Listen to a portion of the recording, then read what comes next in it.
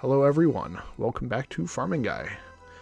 The Farmers Guild is once again my main base of operation, with its numerous plots for everything. The potato cactus is probably one of my favorite things in this area. Picking those actually gives quite a bit of experience, and it's not really worth it to plant new ones because the check experience is only worth about the same amount of experience as picking 4 of them. So I don't really have to fret too much about keeping it being a new plant. I'm still rotating out Caldecott trees as quickly as I can, and every time I check the health on one of those, it's a big experience drop, which is awesome. But we've got some other things to do. There's a few other farming plots that I should be utilizing whenever I can, when I get rewards that allow me to. And as always, there is a large list of quests that I need to work on. I also have to work on a lot of my skills. One of them that will be featured heavily today is Hunter, as there is a Hunter method that I think will be very efficient. But before we get into the hunting strategies I have, we're going to pay attention to something that is more heavily focused on for this account.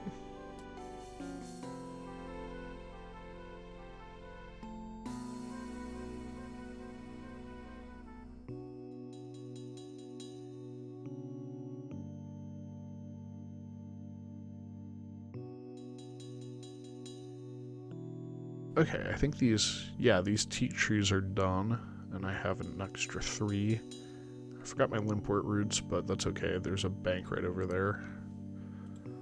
So it's going to be 7,000 experience per tree. That's pretty good. Can go ahead and take these teak logs too. Shouldn't get too much woodcutting experience. It's only 85 per tree because I don't have my lumberjack outfit on, but this will be pretty helpful for construction as well, because I can make all these teak trees, teak logs that I cut into planks for that level 70 construction that I need. I'm just going to skip through the cutting of the tree, and I'll get back to when I'm replanting them. Okay, I think I have enough time to do Desert Treasure, so I'm going to get it started. Picking up Desert Treasure is not very difficult. It's not very far away from a fairy ring. You just need to talk to this dude that is totally not Indiana Jones, and he gives you the quest. This quest is a little bit long, but I think the guide should help cut a very significant portion of the quest.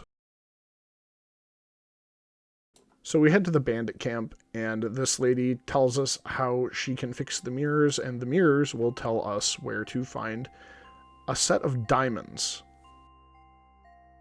Okay.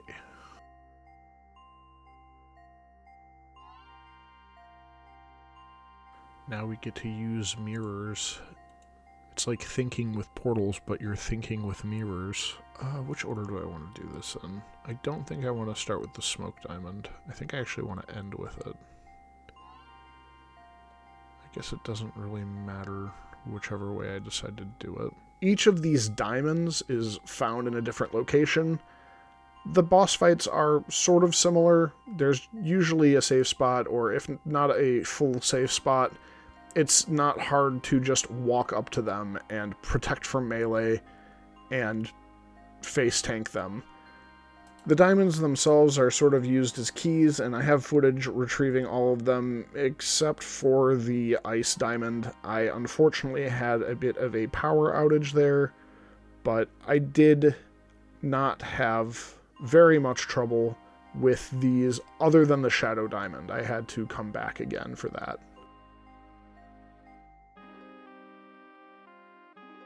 Hello, I am coming to you from the void. I had a power outage, like, while I was recording, so I happened to lose a little bit of footage. I was able to defeat the boss that was guarding the trolls for Desert Treasure, and I got the Ice Diamond. And then I teleported back to Varrock, and then my computer shut itself off because the power went out. And I've caught you up now, so there you go. You didn't miss anything. After you get all of the diamonds, you just have to try to run through the pyramid a few times. There are traps that you can trigger, and it just randomly sends you back to the beginning. You can take one step, or you can take 20 steps, or you can be nearly there and then get sent back. It's all random. But eventually, I finished the quest. I talked to the Majorat in the chamber, and he tells me that he hasn't really been paying attention to anything going on. There we go. 20,000 magic experience. 20,007. Is that what that said? A weird extra 7 frickin' experience. Oh, I've got ancient magic now. I take a break from main quests to do side quests, as well as replenish my watermelon seed stocks with some temple trekking runs. Once again, the temple trekking runs aren't going anywhere. I'm just focusing on them less and less every time, because this is just something that I sort of do after I turn my brain off and I just start focusing on a video or something. I can just sit there and prayer flick and get my watermelon seeds AFK.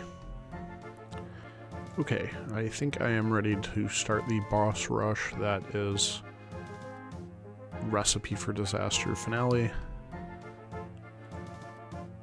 Now that I'm done with Desert Treasure. These boss fights are going to be pretty similar because you are allowed to fight and then leave, and it saves your progress. That was a good hit. Oh, that was a good hit too. No. Run away. Alright, I'm gonna go re-gear. That means in between each fight, you're able to just go through the portal and restock, so that you're at full resources. The snare spell works really well against this dude, so you just hit them with a snare, and then you run away.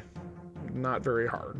I did get cornered a couple times, and I took a couple hits, and unfortunately you're not allowed to use any of your protection prayers here, but eventually I just realized I could run very, very far away and be okay.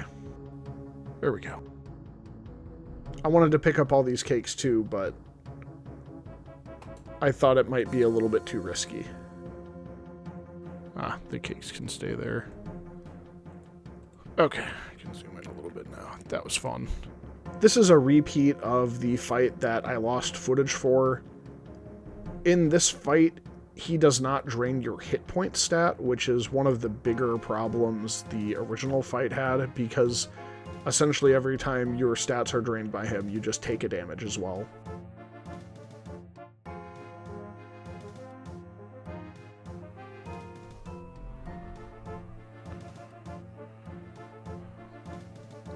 Alright. Ooh.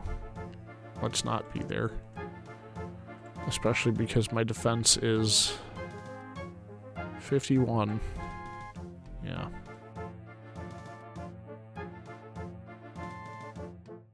Ah, he teleported right inside of me. Got it. This is just a repeat of the other fight against the vampire for the blood diamond. It's not really that hard of a fight, but he does damage very quickly, so you have to be quick on eating your food so that you don't go down to an attack. Alright, that was pretty sloppy, but it worked. This is the fight that I was the most afraid of, because in the quest Horror from the Deep, you can sort of cheese the fight and do it in a way that it wasn't intended to do. And I actually do wind up dying here, but I get all my stuff back, I restock on food, and I return without too much difficulty.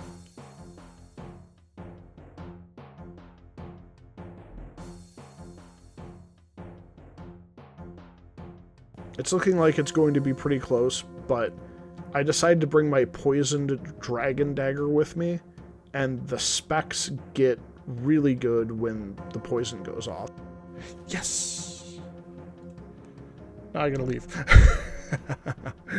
Alright, second time was the one. Awesome. Seems I will have to deal with you. Oh god, he's coming at me.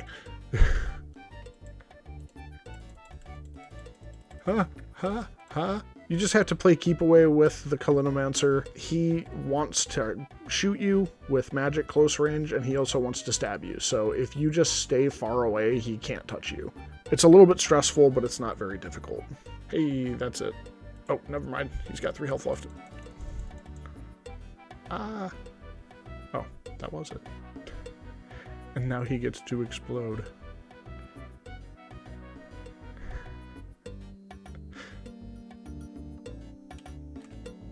Woohoo! So, I can't make this up. It was playing Flute Salad the entire time I was doing that boss fight. So that's what music I'm gonna put under the boss fight. I cannot believe that. There's a free 20,000 Herblore experience. Oh, that feels good. That was difficult. Well, less difficult and more stressful. Okay, I need all of my money. Not the bank. Buy items. How much are these Barrow's gloves? 130,000 coins. You won't regret this purchase. 12 melee strength. Ooh, baby. That's good. That's real good. I can alch these as well to get some of the money I spent on them back. Oh, I did upgrade to a fire battle staff as well. It was another one of the medium clues. I just... nothing else on it was worth showing. It was just a fire battle staff and a couple candies, so... whatever.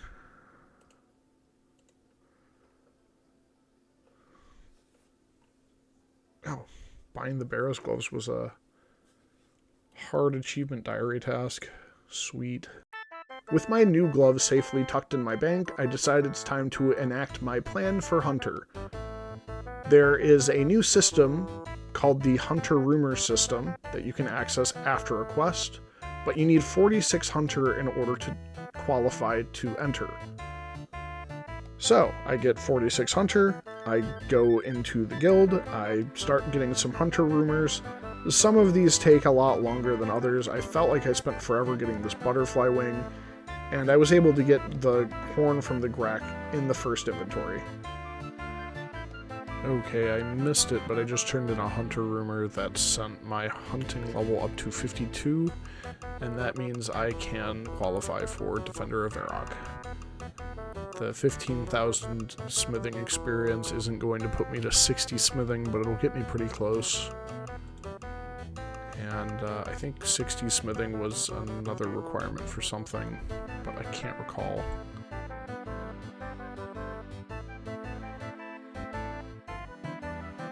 I had some time while I was chatting online with some friends. We were just playing some D&D with our weekly meeting, and it's easy enough to AFK agility. So that's what I did. I just ran around Sears Village. I need, I believe, 13 more coins. The little tokens that you get from the courses. I can't remember what they're called off the top of my head. They're called graceful tokens.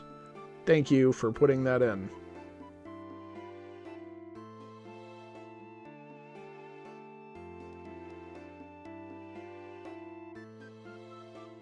But after I get those 13 tokens, I will have enough to purchase a full set of graceful, and that is something that I want for the account just because it is super, super handy to have. Okay, now that I'm done with those diversions, I decided I wanted to get up to 70 agility. I don't know why, I just decided. Plus I was doing something else. I had a meeting with some friends online for some D&D, so I figured I could do agility AFK, but after that is finished, I can finally start Defender of Varrock. Hooray, hooray. So I'll just keep the recording on and put the good bits in, and if there's no good bits, then it's just gonna go straight to the end. Right here. Nothing about the quest, but I wanted to bring up Zimmergall. I think that the old school RuneScape design for Zimmergall is really cool. This is the design that I was used to with RS3. It's kind of cool, but I just really like the I'm a skeleton kind of look.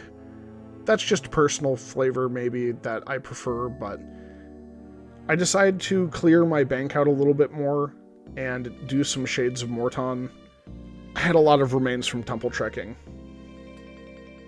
Okay, got my build for Haunted Mine. It's pretty funny. I'm actually wearing the rune plate body with my magic setup, and the Armadillo Kite Shield didn't actually take away that much magic attack, so I just stuck that on too. I did not do very well in these puzzles. I kept clicking on the wrong spot at the wrong time. It's fine. This is fine. Everything's fine. Whatever. The boss fight was actually much easier than the puzzles leading up to it, in my opinion. I was using Crumble Undead because I was able to get away with using it, and that's pretty much the only reason I wanted to use Crumble Undead.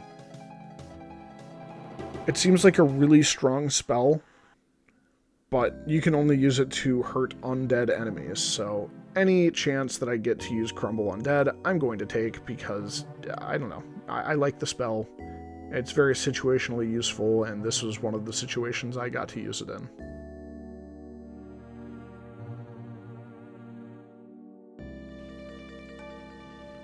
There we go. Alright. Relatively painless. I've been protecting magic the entire time, haven't I? Well, that's just how it goes. You've clicked the wrong button one time, and you're just stuck with your decision. That's it then. 22,000 strength experience. Nice.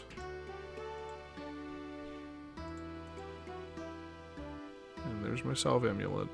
Alright, there's 60 smithing. I get to make dragon squares if I ever find the pieces for it.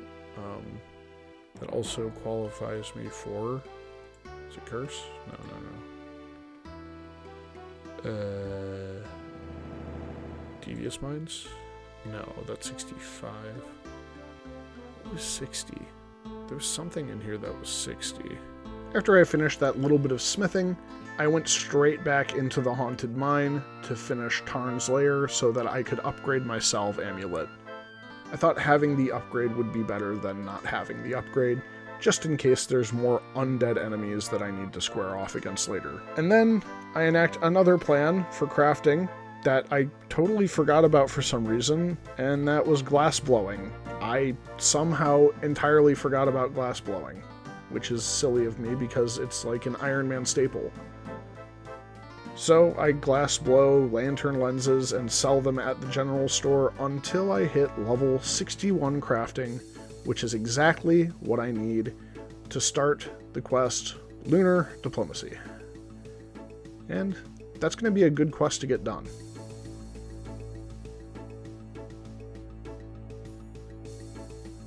Okay, there's 61 crafting. Ugh. Can make split bark helms now. Woohoo. Really the big benefit is that I can do Lunar Diplomacy. And then Dream Mentor. Guess it does say that I should have 85 combat, and last time I ignored that requirement, I got my butt kicked. Although that was in some footage that got corrupted, so unfortunately you didn't get to see it. But, yeah, quick story. I tried to start beneath Cursed Sands. I got up to the boss fight with the Champion of Scarabus, and I got hit for 44, so I immediately hit my Actophile and left, figuring I'll come back to it later when I'm a little stronger. That's it. That's the story.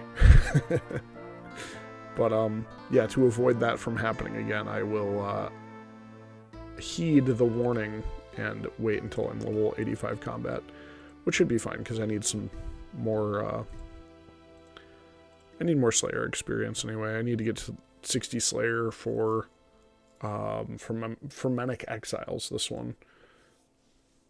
60 Slayer, 65 crafting as well. Oh boy. Lunar Diplomacy, though, that is totally in my, my thing, my ability. There we go, my ability to do this, so I'm doing it. I'm doing it right now. Okay, so I am in Baba Yaga's hut. I have a bit of an idea. Oh, does she trade anything? Oh, cool. Anyway, I just destroyed the vial she gives you.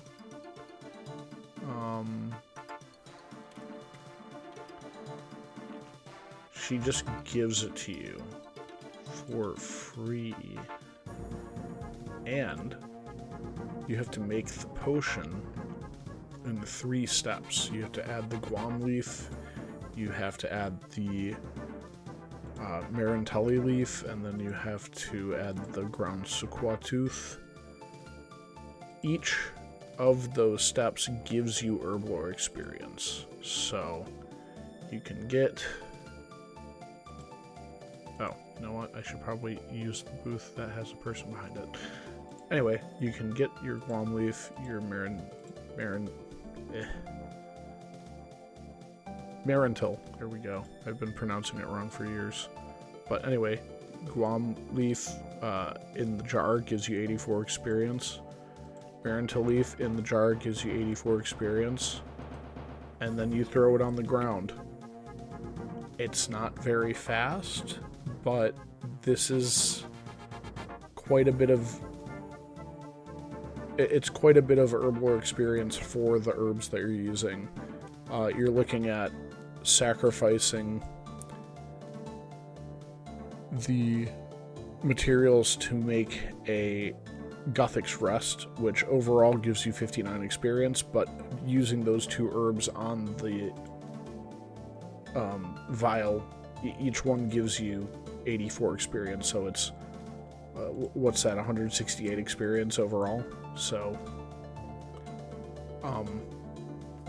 it's not super fast, but it's a lot more efficient experience-wise than the other ways to get experience with those herbs. So I might spend some time here getting some experience. At the very least, I'm very close to hitting level 62. Alright, this is the next day. I have decided that my account isn't all that restricted. I don't want to do this anymore. I'm gonna finish up this inventory, which means I'm gonna do 1, and then I'll save the other 2.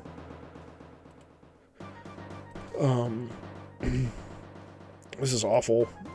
It's really, really slow, and at the end of it, I'd only have just under level 65 prayer, or not prayer, herblore. I have a bunch of things that I can still get. Herblore experience from. Most of this quest was just gathering a few materials from either my bank or around the town. Killing a few enemies. The Suqua weren't too difficult because I could just pray melee. The puzzles were the most annoying part because I didn't realize there were so many puzzles. None of these puzzles were particularly difficult, but they were all very time-consuming. The bulk of this quest is just doing puzzles, but here we are. Lunar Diplomacy finished, and we're on our way to being done. I hope you enjoyed your time today watching this. I was surprised with the amount of progress that I was able to make for this episode. I was actually really worried last time that I wouldn't really have enough stuff left to do an episode every week for very much longer. And while I think that might still be true, there should be some times where I do actually accidentally have a ton of footage. So I'm not going to be moving the RuneScape video time slot just yet, but do be aware that it is a plan that will be put into motion eventually. And a RuneScape video every other week is a lot more likely than continuing up the RuneScape video every week. That being said, of course, there's still a lot of work to do to qualify for Song of the Elves, as well as for Wild Gothic Sleeps. So, please consider subscribing if you would like to continue following the journey. A like or sharing this video with friends that you think would enjoy this type of content would also help me a lot. I'm sitting at a strong 25 subscribers right now, and I'm honestly pretty excited about that. I haven't been making videos for very long, and there's always something to look forward to. So, thanks again for watching, and I'll see everyone in the next video. Goodbye.